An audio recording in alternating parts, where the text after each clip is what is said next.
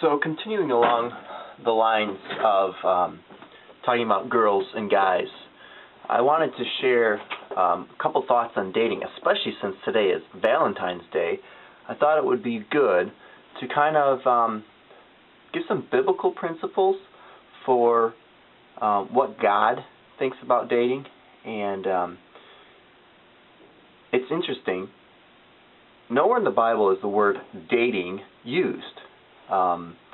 So you can't just look up dating and find out, oh yeah, here's what God says, thou shalt whatever when you date. That's not how it looks. That's not how it works in the Bible. But there are multiple principles that can apply to dating. A couple of them. I had 6 last night when I taught our students, but just like to carry a couple. In Ephesians chapter 5, at the end of the chapter, I think in verses 30, 31, 32, something like that, it talks about how Paul says a man shall leave his mother and father and cleave to his wife. And then Paul says this amazing thing. He says, and this is about Christ and his church, and it's a profound mystery.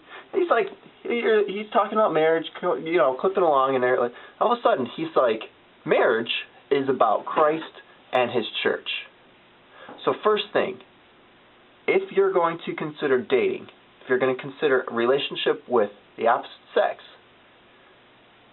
it's really about God's relationship with his people.